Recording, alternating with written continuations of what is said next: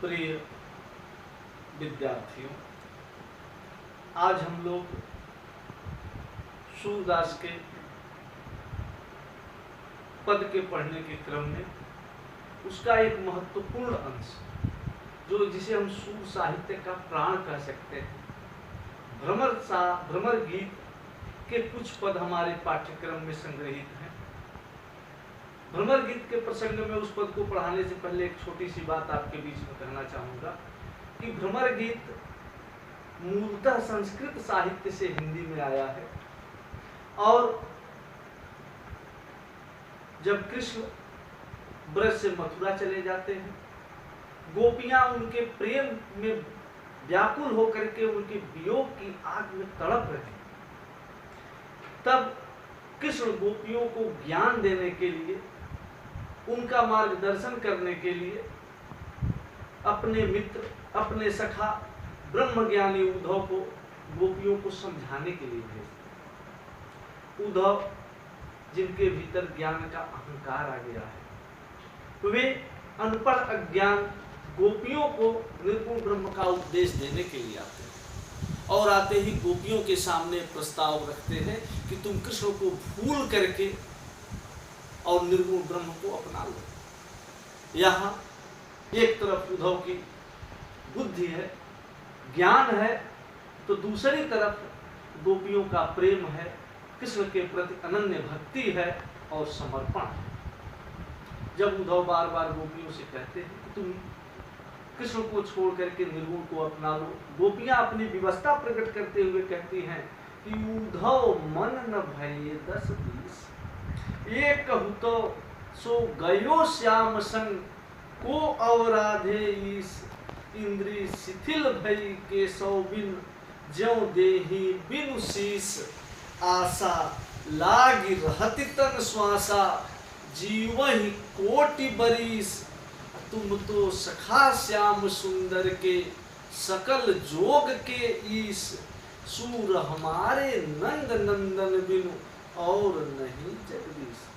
कहती हैं गोपियां, हे उद्धव महाराज, मन न भये 10-20, हमारे पास कई मन नहीं थे,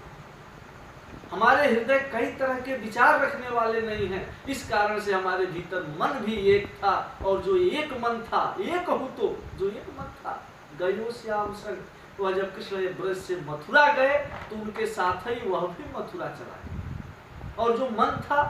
वह मथुरा चला गया। तो भला हम गोपियां को और राधे इस तुम्हारे इस निर्गुण ब्रह्म की उपासना, इस निर्गुण ब्रह्म का ध्यान कैसे कर सकते हैं? सत्य तो यह है कि हम गोपियों की स्थिति आज उसी तरह से है, इंद्रिय शिथिल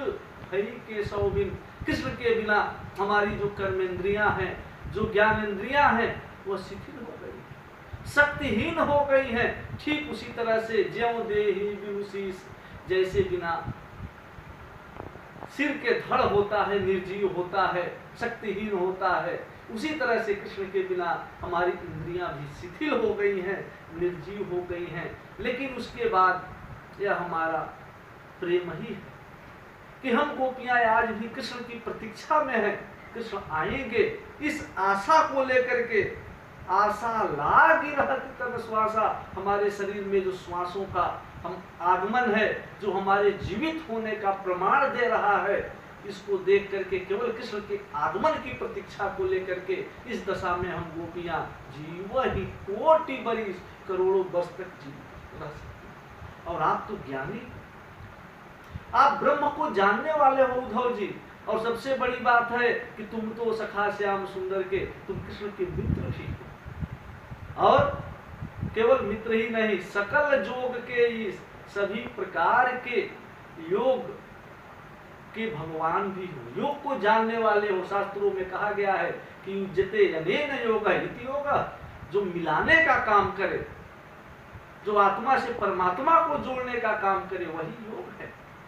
गोपियां कहती हैं आप उसके मालिक हो, उसके जानकार हो, उसके भगवान हो। कहने का तात्पर्य है कि अगर आप चाहो तो कृष्ण से हमको मिला सकते हो। और सप्तंत में सूर की गोपियां कहती हैं कि हे उद्धव महाराज, अगर आप सही बात सुनना चाहते हैं तो जान लीजिए कि सूर हमारे नंद नंदन बिनु और नहीं जगदीश, कि नंद के मन को आनंदित करने वाले कृष्ण को छोड़ करके इस संसार में हमारे लिए दूसरा कोई भगवान नहीं। अब हम लोग इसके थोड़ा सा काव्यगत सौंदर्य पर भी विचार करेंगे। इसमें ज्यों देहि बिनु शीश में उपमा अलंकार है और सकल जोग में श्लेष है। नंद नंदन में अनुप्रास का सुंदर प्रयोग किया गया है। भाषा के रूप में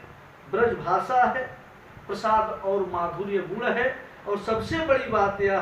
है कि यहाँ कृष्ण के प्रति गोपियों की मर्म स्पर्शी प्रेमाभिव्यक्ति का निरूपण किया गया है। और सूर के भ्रमर गीत परंपरा का यह अत्यंत ही